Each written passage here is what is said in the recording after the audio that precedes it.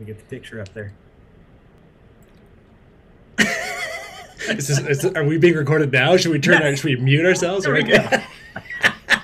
well, welcome everybody. That's right. Well, hello and welcome. I am so excited to have you join us for today's event. I have the literal dream team with me today for worship at the speed of sound, a look at the life curves of modern worship songs. As I said, I have the dream team of Mike Tapper and Marc Jolicoeur with us today. I'm so excited for today's event. This event is part of the Wesley Seminary webinar series with the goal of resourcing the local church. Speaking of Wesley Seminary, if you're considering that degree, God's been working on your heart, you think it might be time, give us a call, 877-673-0009. We'd love to answer any questions that you might have or just pray with you and just let us, give us the blessing of doing that with you. Would love to do that. As you're watching today's presentation, I'm sure you'll have lots of questions. Please submit those at the Q&A forum at the bottom of the screen. I see we have questions already. That's exciting. Please submit those. We'll monitor those and ask Mike and Marc after today's event, after their presentation is over. So as I said, we have Mike Tapper with us today. Mike is the chair of the Division of Religion at SWU. He is the husband to Christy for 22 years and dad to 4 young teens and adults/teens. Fun fact about Mike is he is renovating his basement and teaching himself plumbing, electrical, and framing. And he is also finishing his MED in instructional design next spring. So welcome, Tapper. Great to have you. Great to be here. Thanks so much for inviting us. You're welcome. And Marc is pastor of worship and creative arts at his home church, Moncton Wesleyan Church, and he's been there for over 5 years. He has an MA in pastoral theology from Kingswood University. He's a husband and a father, and he loves his dog. What's your dog's name, Marc? My dog's name is Tash, which is actually a French word for spot, because she's a half Dalmatian. So she's just really great. Great dog. Love talking about her. Love that. So you love your dog, you love to read, and you are willing to run. We might have to explore that a little bit later. So right now I will shut up and I will turn things over to Mike and Marc. Well, thanks so much, Joel. And thanks to all of you who are here, who've taken the time out of your busy schedule to gather with us and engage us in this topic. Let me share with you just briefly how we got to where we are and what led us to our study. So over the last 10 years or so, Crazy Tappers have been spending some time in and around music, Christian music in particular, Christian worship music. I'm convinced as ever, and I've talked with some of you who are listening, that music has a significantly formative effect on us. And so that's driven me into some study about how the music that we're singing in the churches that we're in, how that's forming and shaping us. Iteration number 1 was in and around the theology in the music that we're singing.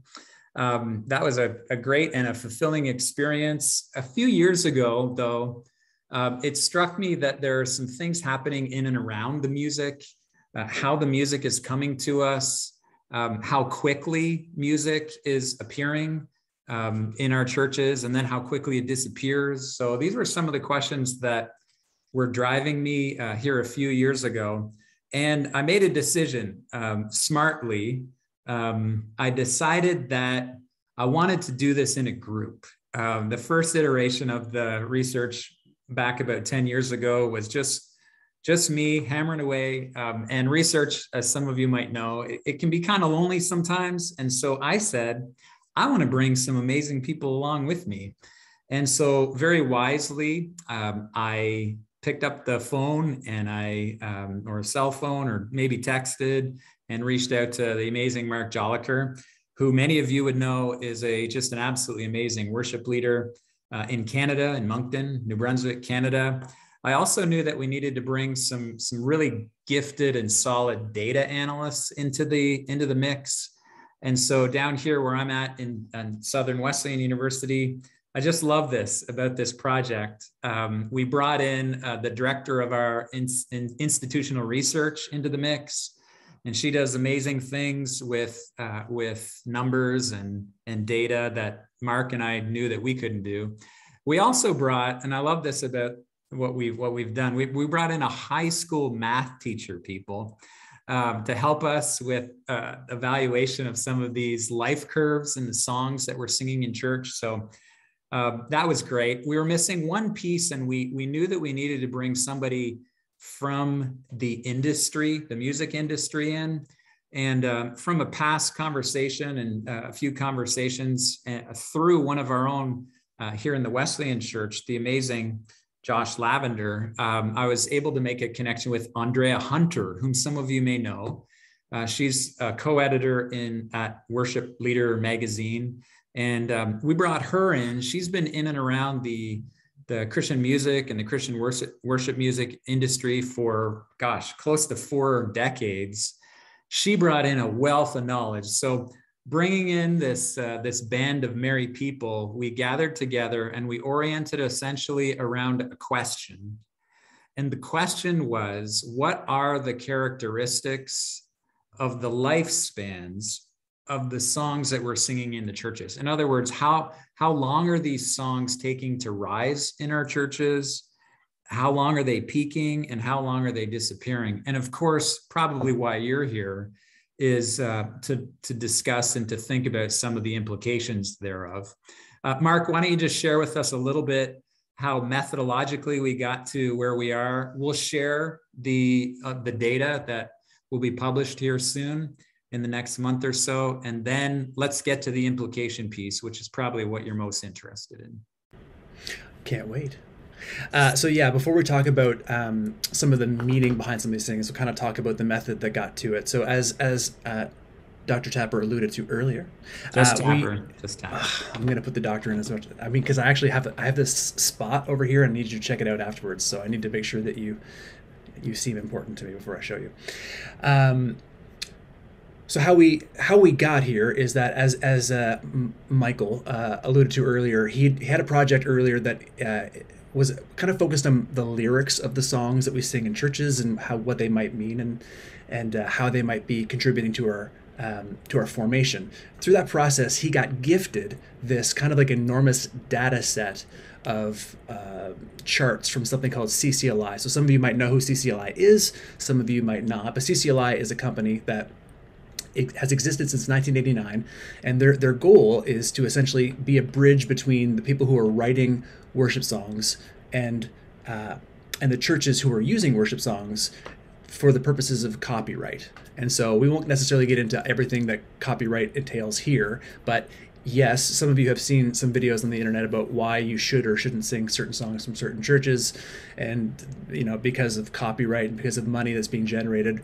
It's true. Songs that have been written at least in the last 50 years have copyright on them. And so every time you use one of these original songs, money is intended to be exchanged hands between the people who are using those songs and the people who wrote those songs, even if the people who are using those songs are using them for God's kingdom. So hopefully most of that money ends up making it back into God's hands, but that's neither here nor there at the moment. Churches like ours, and probably a church like yours, has some sort of a copyright license. And CCIL is the #1 provider of that kind of licensing. They're the kind of the I don't even know if there's a second tier, frankly, at this point in time. There's ways of doing it independently, but it's tough. So CCIL they're providing a great service. And as part of that, we see there's 100,000 churches at least right now who have licenses with CCIL. That is global, but the preponderance of it is in North America. And because they know what songs churches are singing, they know this because once every 2.5 years, a CCIL license holder, like my church, is supposed to submit to CCIL for 6 months the songs that they've been singing in their worship services, whether it's Sunday morning or otherwise. So they have a fairly accurate reporting on what the churches themselves are singing. And that number has grown since their inception. So this huge data set that Mike was given, it was it was just year after year, actually half year after half year after half year of these reports from different churches, showing what they call the top 100. So they're not giving you an exhaustive list of every song that was sung, but what were the most frequently sung songs in churches during that time. So these top 100 lists, as we can see here, we have 64 of them that date all the way back to 1988, which is CCIL's inception. We took 199 of those songs and started to look at them. And the reason we only took, there was, I think, 264, for some reason is the number that stands out, individual songs that were represented in that. So if anybody has ever seen the movie The Matrix, you know, this is, once you get all these things kind of plotted out on a graph and a grid, it kind of starts to look like ones and zeros moving slowly down. It was just this incredible amount of data that was there. So the first thing that we did was remove from those songs that did not have definitive start dates or definitive end dates. So songs that pre-existed the chart. So a song like, I don't know, Mike would probably have a good example right off the top of his head, but a song that was written, say, in the 70s or in the early 80s, was already on the chart, was already charting, for lack of a better term, in church life in 1988. And so it wouldn't have been helpful to keep in the mix. And then likewise, songs on the other end, songs that are still currently charting well and have not declined off of the top 100 chart. Well, we can't use those either because it doesn't give us a full, accurate representation of their actual lifespan. So once those were removed, and a few of them were kind of erroneous, they had these like really strange kind of data sets, and these only a handful of them didn't really make a lot of sense to us. We were left with these 199 songs. So we started plotting them on a grid, and again, Lisa and Charlton did the overwhelming majority of this in a way that neither Mike nor myself would have been able to. We started to look at them, and it was kind of overwhelming, to be quite honest, when you're kind of looking at the XY was just, I think there was a couple extra letters in there. It was kind of like looking in 4D. So it was way too much data. So what we did is we decided to actually break it down into 5-year increments instead of just single-year increments, so that we could better see the trends. It's harder to see trends when you're looking at like half-year or 1-year increments, but when you could kind of look at it in blocks, it became easier to be able to actually see the trends we were looking at. And we only included songs with a definitive start date, a definitive rise, peak, and fall. And Mike will talk about those in just a few moments. But that's kind of what gave us this graph that you're looking at right here. So Mike, why don't you tell us a little bit about what we're actually looking at here? Sure. So Marc has alluded to the fact that we looked at aggregate curves. So there are songs in each of these curves. And let me apologize to our viewers. This is a Mike Tapper infographic that we passed along. There is a much more granular looking data, and the data will be actually published here in January in Worship Leader magazine. And a graphic designer, as we speak, is working on the graphics for that. Unfortunately, she wasn't able to complete that task before this webinar. And so you're looking at a graphic that still nonetheless captures essentially what we've found. Let me walk with you just really quickly through it, and I'll give you some songs as well to kind of help you. So the yellow curve that you're looking at there is the 1995 to 99 curve. So these would be songs in this curve, like In the Secret, Refiner's Fire is in that mix. Knowing You would be another song that you might be familiar with. Take My Life. All of these songs you can see there from the yellow curve, they're averaging around 12 years of a life curve for these songs. In many cases, about 5 years to actually rise, and then 6 years to actually decline. This is when we say rise and decline, this is prominence within the churches that we were all in. Many of us were in the mid to late 1990s. The purple curve is the curve you can see here what's happening. You can see that the life curve is condensing. Purple is 00 to 04 songs. These are songs like Every Move I Make. Kind of feel like a DJ here, Marc. Every Move I Make, The Potter's Hand, Hallelujah is in that mix. Give Us Clean Hands. You remember that song? It emerged there 5 years up, 5 years down. Gray curve, 05 to 09. So you can see there that the gray curve and the purple curve are pretty close. 05 to 09 songs, All Because of Jesus, Glory to God Forever, Marvelous Light. You probably might have remembered that song. I Am Free, 9-year curve for I Am Free, 4 years up, 5 years down. Green curve, notice the big curve change here between the 05-09 curve, the gray curve, and 10 to 14. So something pretty significant is or was happening. If you're a viewer here, you might even have an opinion on what happened there between 2010 and 2014. But the gap, the compression between the gray curve, the 2005 to 2009 curve, and the green curve, 2010, 2014, maybe you've got a hunch about what happened there.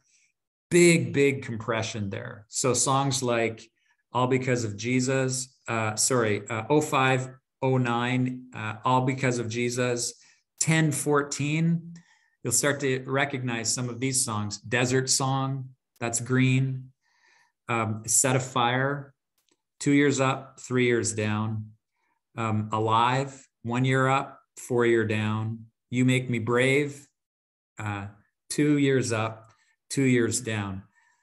Most recently, so now we're talking about songs that we're singing really in our churches today in many respects. You can see even in the last 5 years, things have compressed even more. So we're looking at a curve in 2015 and 2000 to 2019. These are songs that start in that window that are 3 times shorter, life curve wise, than the songs from the mid 1990s. Songs that fit the blue curve the last 5 years or so. Even So Come, 2 years up, 2 years down. Within 4 years, completely gone. Here As in Heaven, same, 2 years up, 2 years down. Overcome, 2 years up and 1 year down. So hopefully what you're seeing, viewers, is a pretty significant compression here of rise and fall. A little bit more. Mike accidentally muted himself, which provided me with an excellent opportunity to hop in. Go for it. Just briefly, I like to hear people's internal monologues pushing back and saying, but what about this? And so these are, what we're simply saying is this appears to be macro what is experienced by and large. By no means are we trying to say this is what's happening in your church. In fact, near the end of this, we're going to have a bit of a poll that I want to drop in there and have you guys vote on. Because one of the songs that he said, I can't remember the one that you said was 2 years up and 1 year down and is gone now. It might not be gone. It could be the #1 jam in your local church.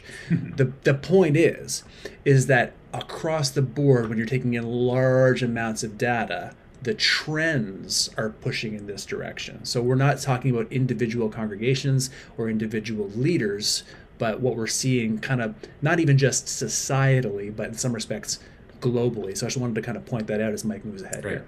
Excellent. Thanks, Marc, for highlighting that. Going a little bit more granular into the data, and then let's get to implications. Again, a big part of why Marc and I have engaged this study is so that you, the listener and the viewer, that we can actually get to the implication stage. Nonetheless, this is another graphic to show the rise trend of the songs, just a different way of looking at the curve that we just viewed. You can see there from 1995 up to virtually the present, you can see what's happening with the rise trends. 5-year rise trend in 1995, 1.5 year on average rise trend to 2-year rise trend there in 15 to 19. Same idea, the decline in essence, the parabola is pretty symmetric. The song decline very much the same on the way down. We're looking at least 3 times compression here over the last 25 years or so.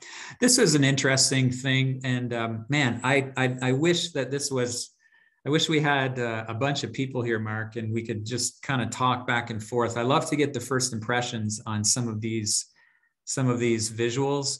This is an interesting one. Once we got the rise and the fall and the parabolas all nailed down, we got a little bit more granular, and we asked ourselves, well, as it relates to when the songs are actually entering into the charts.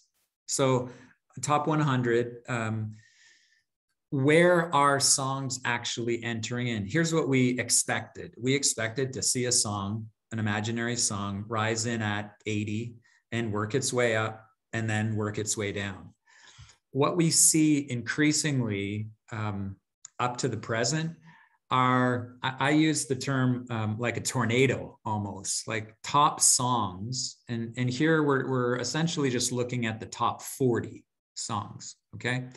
In 1995, a top 40 song typically entered into a CCLI chart around 80, right?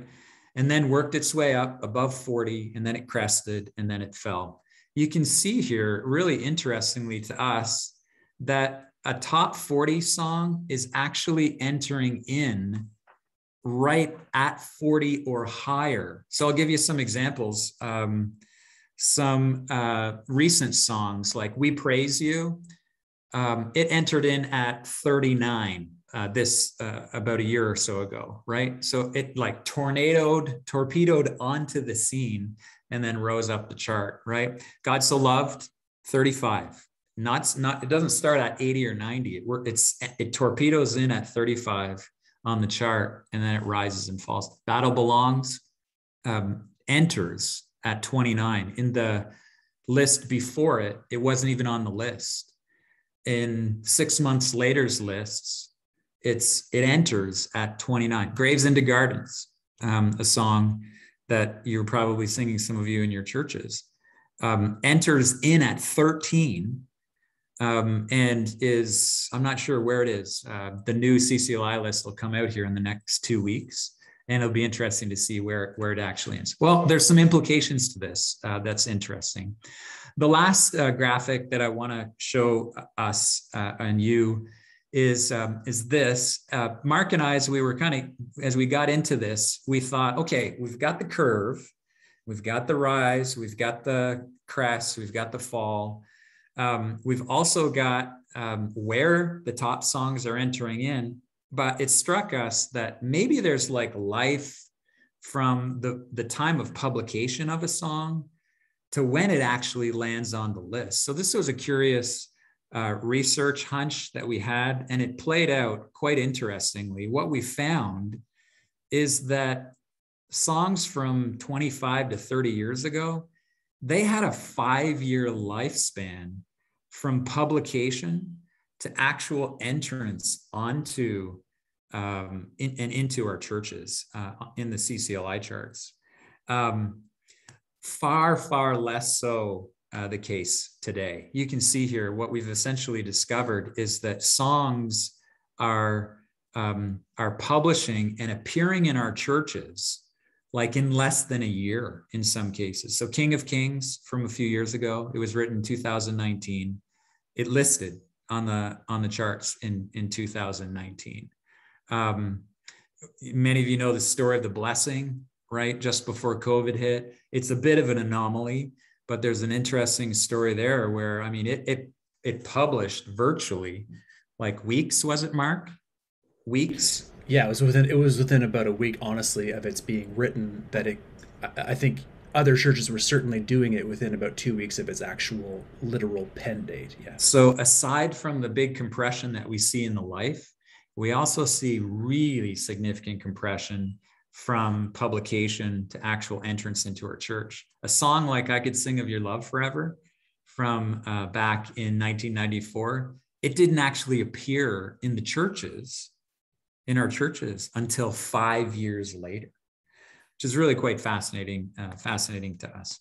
Well, let's get to some why here, Marc. I think probably we're at a place here. If we haven't bored our viewers here with all this data, let's unpack some of this why part, because essentially, probably you're here. Your highest intrigue is in and around the why did it happen? Why did it happen? Marc, take it away. Well, no pressure. That's my favorite question, is why. Also my kid's favorite question. So yeah, we'll talk about why, and we'll talk about so what. So because I think that's the other kind of looming thing is like, hey, listen, we can talk about why this might have happened, but at the end of the day, why might I care? Why have I listened? So far our attendees haven't gone down, so that's good news. But why are you here, right? So like, the first thing we'll do is we'll take a look at what might have caused this. And we have to say might with, like, there's a huge grain of salt in how this is. A lot of people would like to, I think, say, what's the silver bullet behind this? And we've seen some people kind of chiming in with some thoughts on the message thread, which is great. I think quite likely it's an incredibly complex answer, but we've boiled it down to at least 3 different kinds of potential causes. And then also we can put in other, so that we can get some feedback and talk about this a little bit more afterwards, because we do want to hear what you guys are thinking about this. But number 1, industry. Oh, and I love that little meme. Isn't he cute? So industry, which is kind of a blanket way of saying there are economic as well as sort of like structural things that actually move church music forward right now. So I wrote a little note down as we were going along. Mike's talking about, how these songs are exploding out of CCLI. I want to make sure you remember this, because these terms are a little bit less crystal clear to some of us than they might be to others. We're not talking about radio or YouTube. We're not talking about Spotify. So it's not terrestrial radio or online usage. It's literally songs that are sung by individual churches on a Sunday morning. That's what CCLI is. And so we're not talking about, what might be just necessarily popular in the culture, but what are you actually singing in your church? Well, there is an industry, and you might even say multiple actual industries that allow that to happen. And so and it's much too complex to talk into here now, but like there are labels or music labels in other words, there are companies who pay people to write songs. There's companies who pay people to then be able to record those songs, release those songs, and promote those songs, right? There's all these kinds of things that happen. Now, this is not brand new. It's not even just like back to the Jesus movement back in the 1960s. I mean, there have always been, in some respects, not always, but I would even go so far as to say for centuries and centuries, professional liturgical content creators. Like the church has paid people to create content. That's not new. There is probably something new in the sense that it's a larger complex than it would have been, and it has become disaggregated from the church itself. You could view it at best as a parachurch organization, and maybe at worst or whatever as completely disassociated from the church itself. However, there are also, and this is something that we've seen specifically in the last decade or so, but has been there for a long time, there are individual churches who themselves have kind of got into the industry, and they're producing their own kind of content. So industry, I think, has a huge thing to say about how this could be happening. You create content, and thus you then want to do something with that content. You want it to be, it's being created as a resource for churches. So we have websites and we have conferences whose job is to be able to connect people, churches, to the songs that are being written by other churches, other songwriters, other parts of the industry.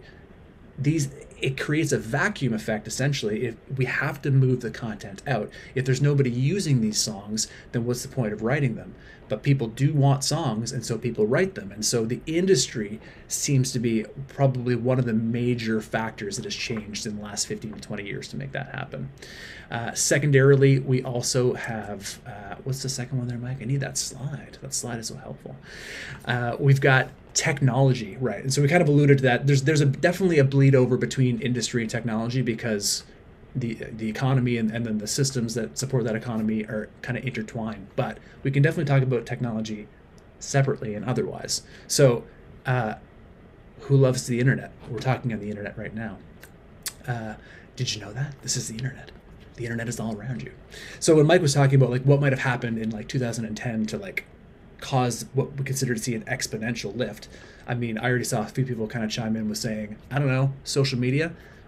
And that has to be definitely a part of it. It has to be something to do with the fact that the story of a song like The Blessing, as we've already mentioned, is literally inconceivable 10 to 12 years ago. For a song to be written on a Friday, as the lore goes, written on a Friday, performed on a Saturday, and then beamed out to the world on a Sunday with a full multi-track that you can play along to yourself in your church, with a chart, with reference MP3s so that your team can learn it, so that within 8 or 9 days of its being created, it could be sung in Mumbai and in Moncton. Like, this is simply not something that would have ever been even close to a possibility 10 years ago. And so we can't not look at how technology might have impacted it. And so it wasn't simply just the mass media kind of the straw mechanism of being able to push content out, but it's also, like we said, these other kinds of things, like the ability to be able to play along to tracks. Even small churches or large churches sometimes are using technology to be able to do songs that they themselves 5 years ago, they would have heard song and go, that's a great song, but I'm not really sure how our church could do it.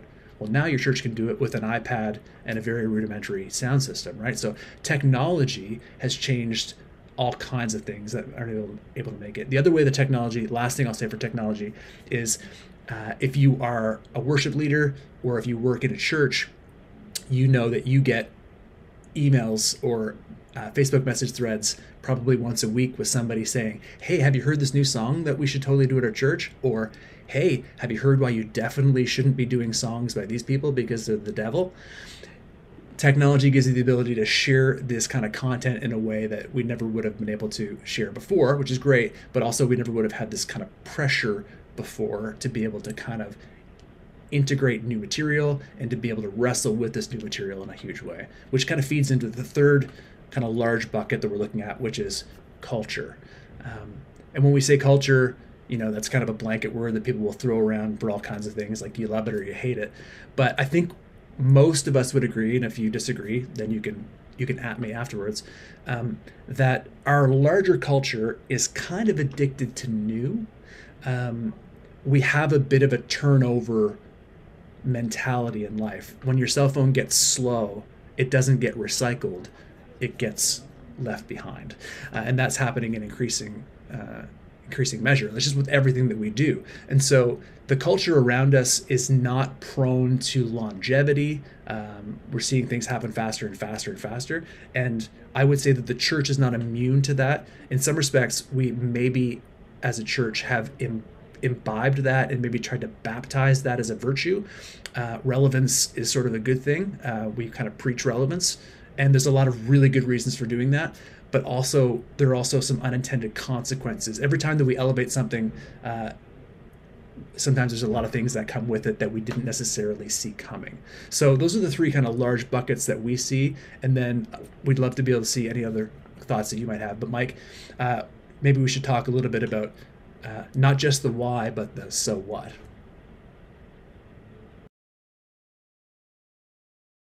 Yeah, and while we're doing that, maybe can you drop in the poll into the chat?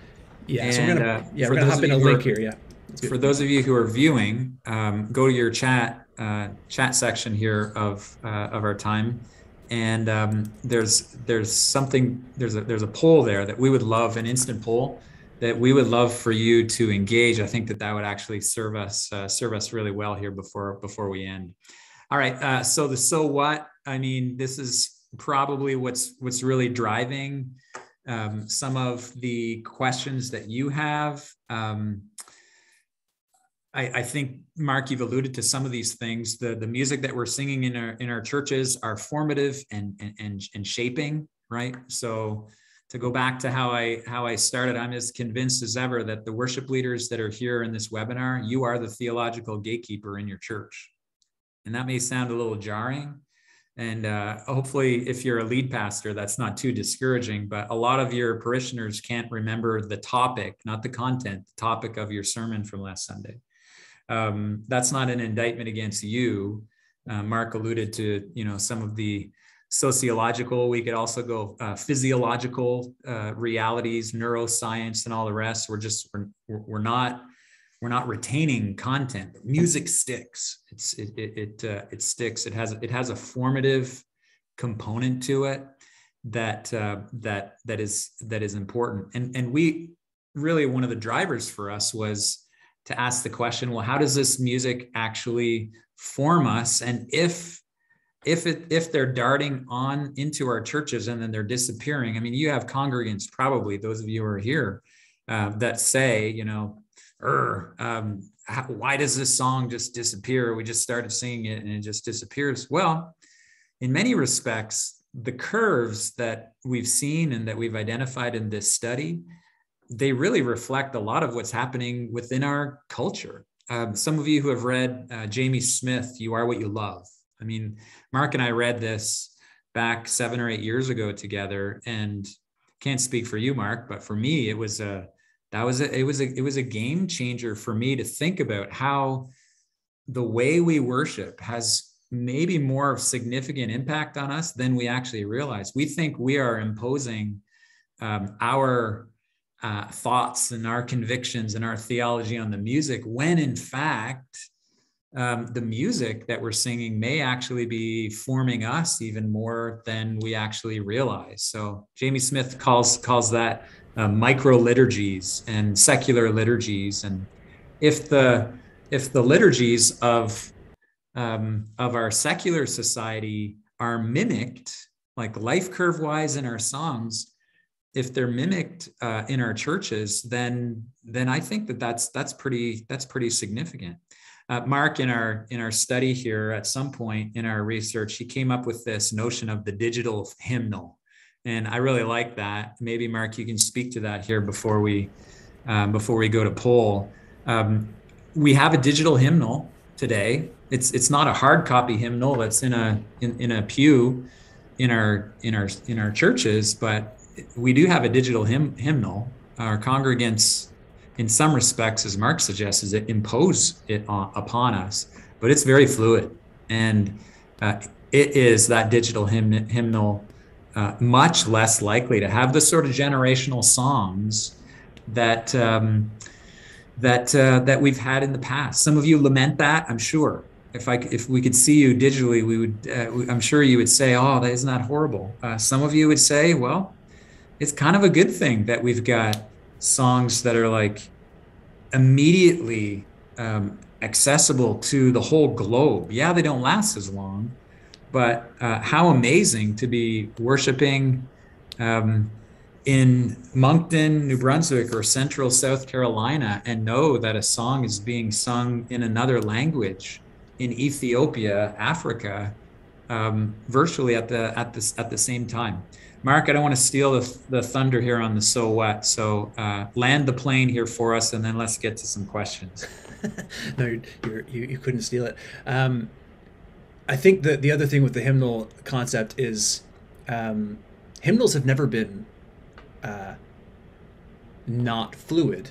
It's just been really hard to be able to change them. So like once you invested in a book and bought 100 of them, whatever, for your pewbacks, it wasn't going to be super simple to be able to get an updated song in there for the next week. So one of the strange, we've never spoken about it. We talked about it a little bit kind of in the kind of infancy of the project, but again, the things you never anticipate, like the degree to which lyric projection as opposed to hymnal production would have had an impact on this. It's one of these things that you would have never necessarily thought about, but Elevation Worship came out, I want to say it was at least a year ago, possibly 2 years ago, with their album Old Church Basement. And on the cover of this project is an overhead projector. And so there's some sort of like nostalgia for like the 1990s of when you used to be able to be the person who would awkwardly move the cellophane up on the projector so that the words would go with you, right? And we're like, it's ridiculous. But hitherto, it would have been virtually impossible for you to have a song that people didn't know but could engage with in such an easy real-time thing. You could say you could write out things, or maybe you had a copier that your church had access to maybe a decade before this. But the point being, the little things that we didn't really understand was that it was doing both.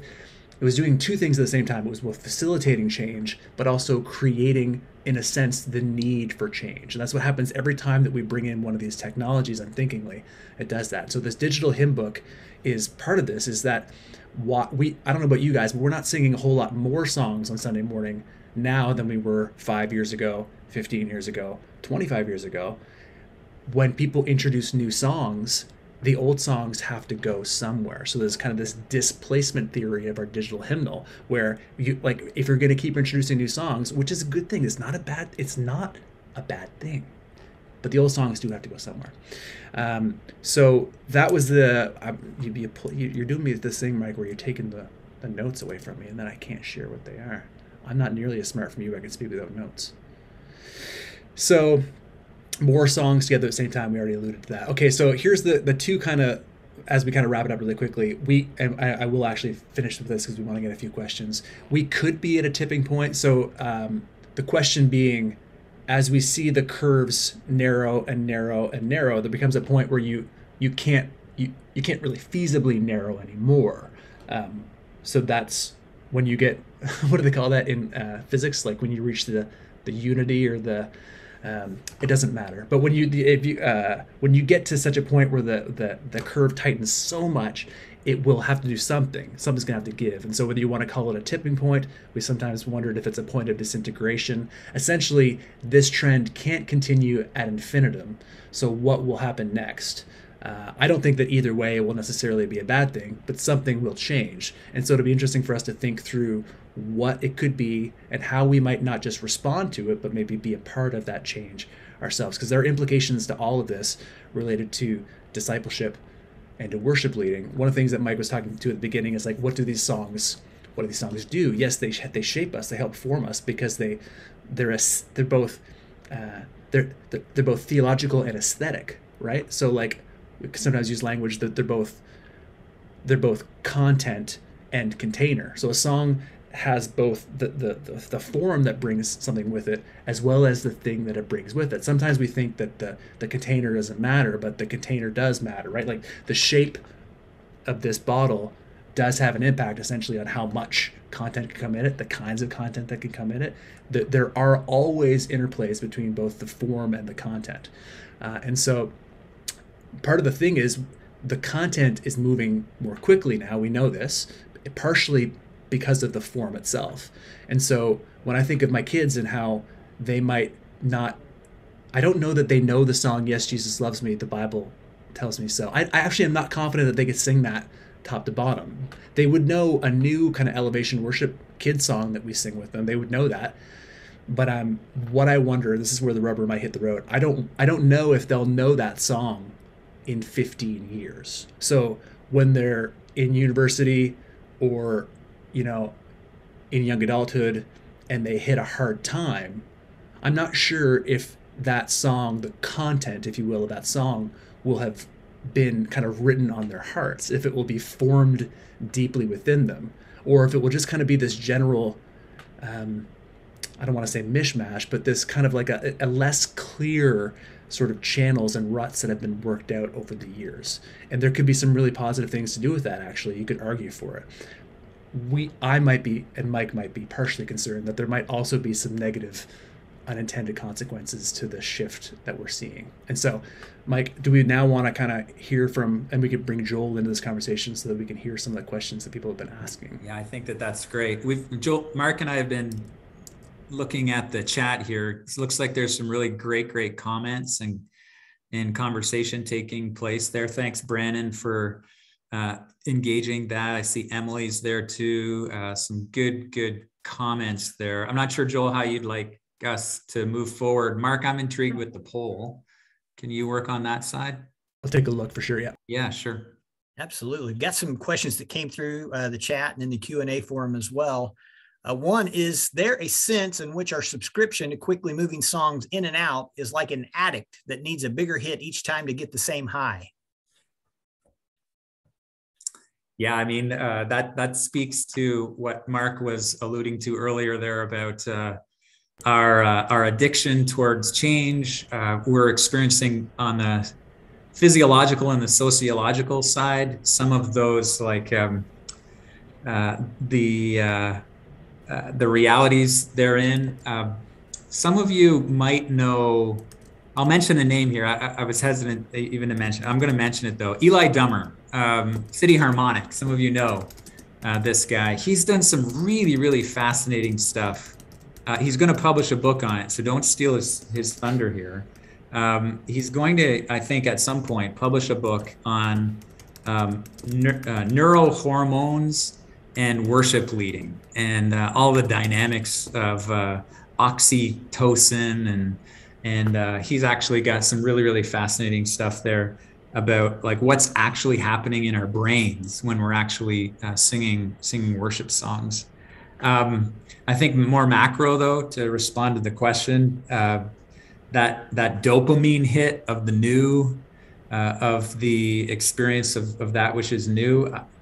I think there's probably some credence there in the research that we have, and the research that's taking around this study, to suggest that in many respects the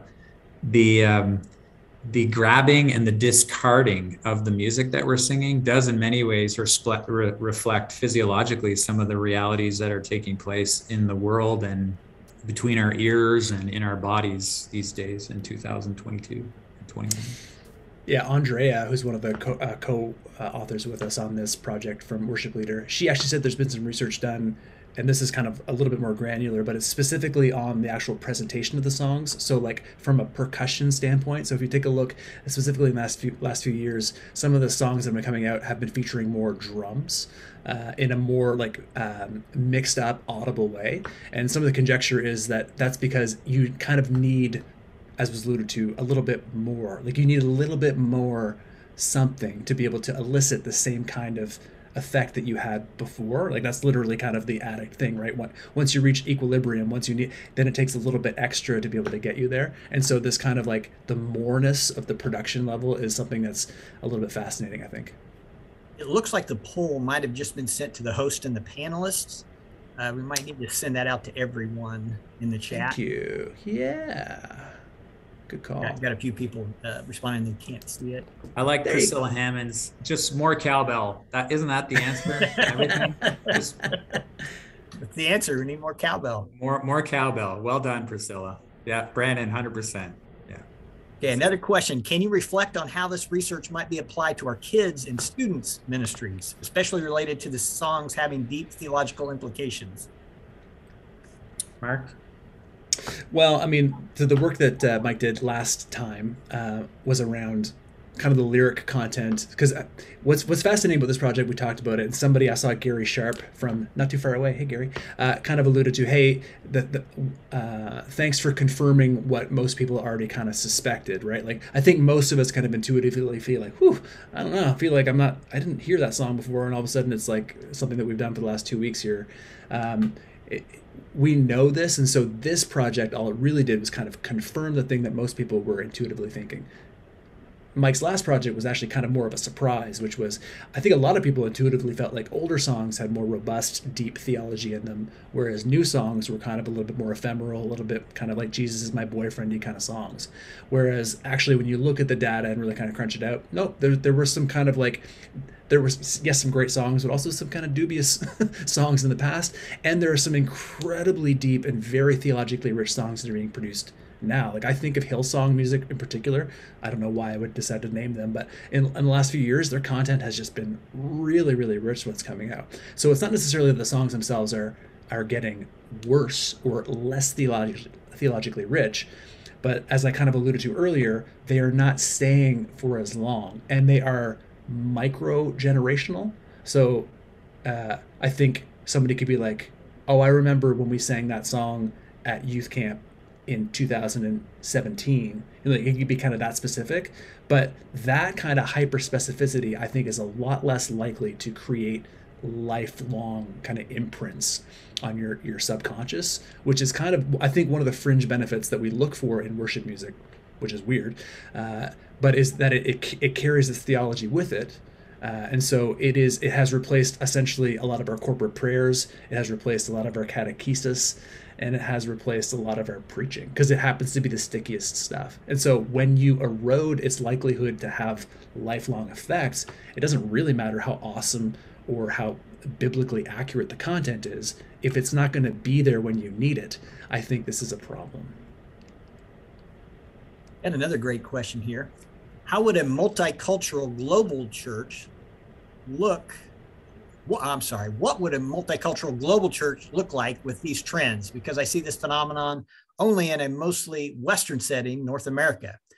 For example, a song like Waymaker is 5 to 7 years old, and it only took Michael W. Smith's daughter hearing it from another church for him to actually cover it and make it go big. The song was already in rotation across Africa for years. Yeah, I mean, we could probably do another webinar on this. We've been talking to some people in the industry that just here in the last month or so that have reminded us how, can I say it, how remarkably white the music is on the top 100 lists.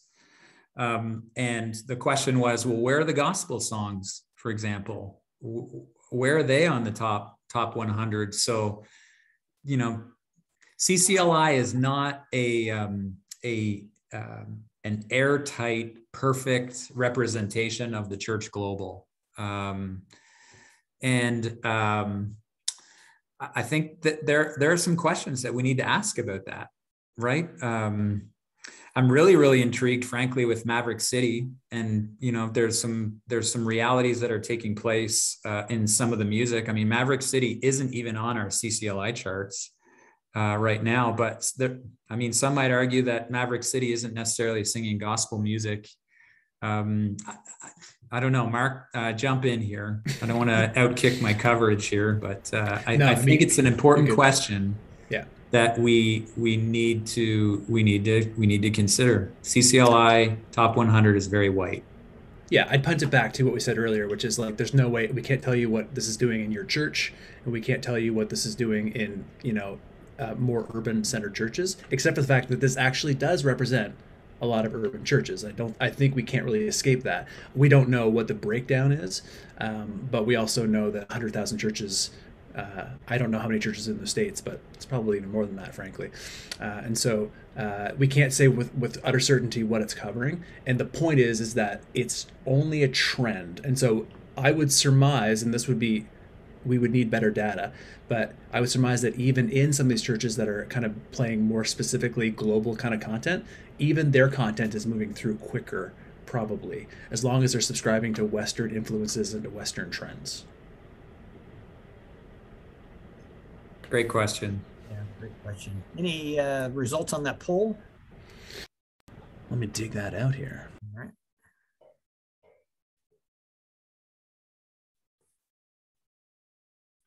This is where I wish that we could hear live from some of our worship leaders. And it probably gives me an opportunity just to say really quickly that we appreciate you, worship leaders. You're on the ground every day doing this. I mean, it's one thing for an egghead Canadian in South Carolina to start picking away at the CCLI list, but in a sense, day in and day out, week to week, you're only able to work with the song corpus that you actually have as well. And so I hope that you're hearing from Marc and I. I mean, Marc is an amazing worship leader that represents all of you in a sense, but I hope that you hear from us a deep appreciation for what you're doing. As we've done this study, we've been speaking to worship leaders, and it's been really encouraging for us as we've talked about how they compile their song lists, and as we've given them hopefully some space, which is really what this project is, some space for you to kind of flesh out some of this stuff.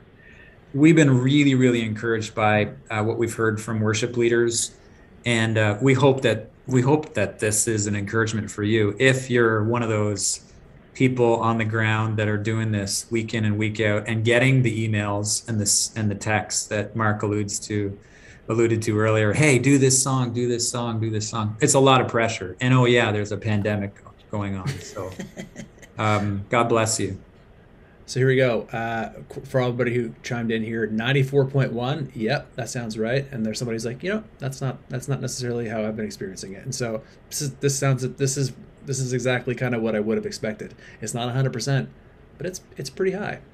So helpful to know. Excellent. Well, gentlemen, I can't thank you enough for your time today. I really appreciate you sharing these results with us. And as you alluded to earlier, let me share this for those of you that are watching, those of you that will watch the recording of this. As they mentioned, these results will be published in a few weeks here. There'll be a 1,000-word article published in Christianity Today in the December edition. The project itself will be published in a 2,800-word article in Worship Leader magazine in January 2022, so coming up here shortly. And then also another version of the study will be published in Canada's Faith Today magazine. So look for those magazines. Certainly support those, get those, take a look at the articles and this amazing study that the two of you have done and the others that have helped you along the way. Thank you both so much for your time. Thanks, Joel. Thanks for everybody for tuning in. I hope this has been at least, if it's not been directly helpful, it's going to spur some questions that I think will be helpful in the long run. Absolutely. For you all. Again, thank you to Mike and Marc today. Thank you for those of you who are watching. Thank you to Wesley Seminary for sponsoring today's webinar. Again, if you feel that calling, you just have some questions about seminary, we'd love to chat with you about that at 877-673-0009. We have class starts coming up in January. This would be a perfect time to start that process. So again, thank you for your time. Have a great rest of your day. And remember, we are Wesley and you belong here. Blessings, everyone. Thank you for joining us. Mike, Marc, blessings to the both of you.